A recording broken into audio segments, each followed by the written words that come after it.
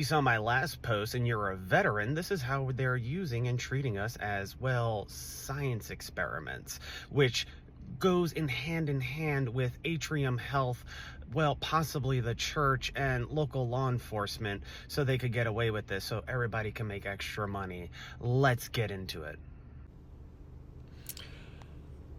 All right, so if you ever been invited to a white elephant party, ChatGPT knows what white elephant refers to. Normally a large operation, asset facility, or project that costs far more than it produces, difficult to maintain, yada yada, a failed asset, compromised safe house, long-term surveillance, or psychological operation, right?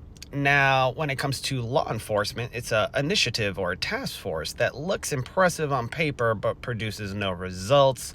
Special community for policing that project. And then, of course, jail-based mental health diversion program, which, well, that'll check out, I know, because I've seen it myself.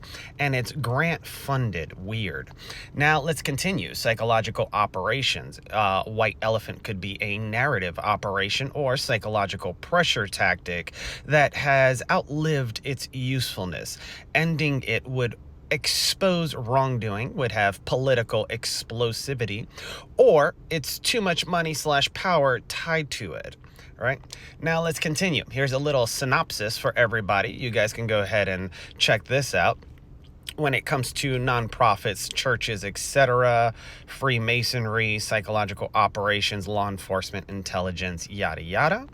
And then, of course, in the medical field, nonprofit corruption, a church or nonprofit that creates patients for hospitals. The church becomes a recruitment pipeline. The hospital profits from mental health evaluations, insurance fraud skyrockets, and agencies are unknowingly manipulated into participating. Organized crime and RICO networks, a front operation that became too risky, a church laundering money through fake charity funds, a hospital department used for fictitious psychiatric billing, a nonprofit used to funnel patients into mental health networks. These fronts become known as white elephants. So if you get introduced to a white elephant party, you understand what you're being set up for. In organized crime, this could be a pastor, a doctor, a board member, or a business owner, can become a white elephant if they attract law enforcement, they cause internal conflict, or they commit crimes that risk exposing the network. You can't dump them because they know the structure and they handled money. A criminal scheme that costs more to hide than to run, mental health fraud ring, a donation laundering system, a real estate shell game, the list goes on, a doctor or psychiatrist who must be protected. Hospitals often shield corruption and corrupt psychiatrists like Dr. Vivian Campbell from the Veteran Affairs Office in Charlotte, North Carolina. And then, of course, incompetent administrators who overdiagnose, fabricate symptoms, or mislabel people as mentally ill for control or financial gain. Once protected, they become a white elephant.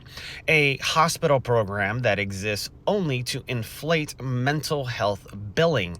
These include crisis evaluation centers, behavioral threat assessment teams, teen wellness programs, faith-based counseling, LinkedIn's. They become white elephants when the state auditors start asking questions, insurers begin denying claims, or the media learns the program is fraudulent.